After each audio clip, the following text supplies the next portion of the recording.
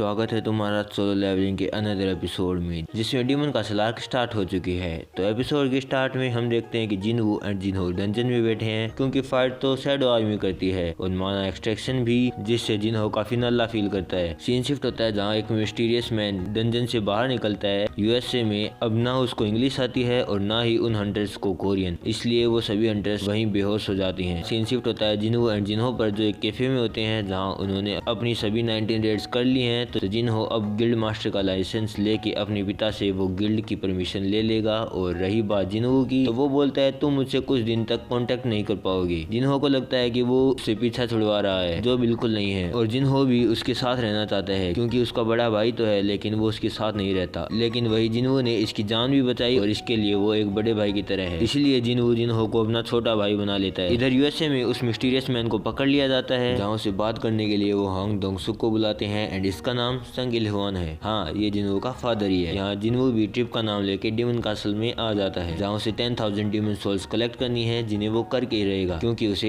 एलेक्सिर of life चाहिए। Scene shift होता है जहाँ जिनहो अपने फादर से गिल्ड उसे देने को बोलते हैं, जहाँ उसके पिता को सब पता है कि इसके साथ जिनवू था सभी रेड्स में, लेकिन फिर भी वो उसे गिल्ड दे देते हैं एक कंडीशन पर, क्योंकि रेड गेट के टाइम पर व्हाइट टाइगर गिल्ड को जिनवू चाहिए था, इसलिए उसके डैड चाहते हैं कि जिनवू उनके साथ रहे। इधर जिनवू को भी नेक्स्ट फ्लोर का परमिट मिल जाता है और यहीं वो उस बियर किंग का नाम टैंक रखता है। सीन शिफ्ट होता है जहाँ चाहे इन स्विमिंग पूल में होती है, जहाँ से एक फ्लैशबैक आता है कि जोंगिन पब्लिकली ये नहीं बताना चाहता कि आंट्स अब उड़ने लगी हैं, क्योंकि इससे बस पब्लिकली टेंशन क्रिएट होगी एंड हमें ये शांति से करना होगा। इधर जिनवू डीमन कासल में ग्राइंड कर रहा होता है, जहाँ वो बताता है कि इस टावर में 100 फ्लोर्स थे, तो डीमन कासल में भी 100 फ्लोर्स ही होंगे एंड जैसे जैसे ये ऊपर जाता जाएगा उतने ही पावरफुल वो बीस्ट होते जाएंगे, जो अभी तक इसके लिए इजी है। जहाँ अब वो पहुंच जाता है 49th लेवल पे, जिसके बॉस का नाम रेड कलर था, इसलिए जिनवू खुद उससे फाइट करेगा। यहाँ वो रिपोर्टर और वो बी रैंक हंटर जो रेड गेट में थी, वो जिनवू के घर आते हैं उसे गिल्ड ज्वाइन करने के लिए।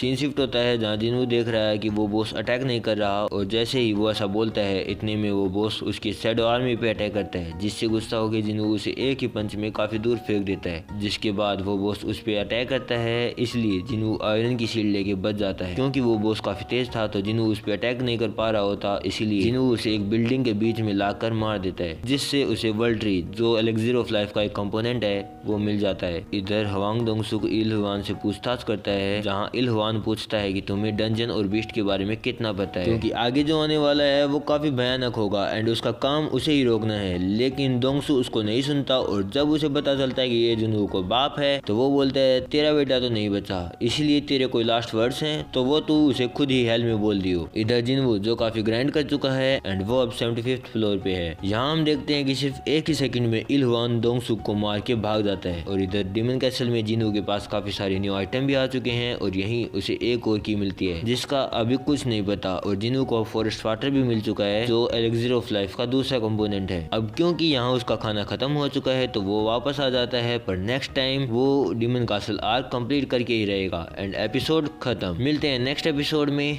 जब तक तुम मेरी बाकी वीडियो चेकआउट कर सकते हो, मैं तुम्हें वहीं मिलूंगा। सायोनारा।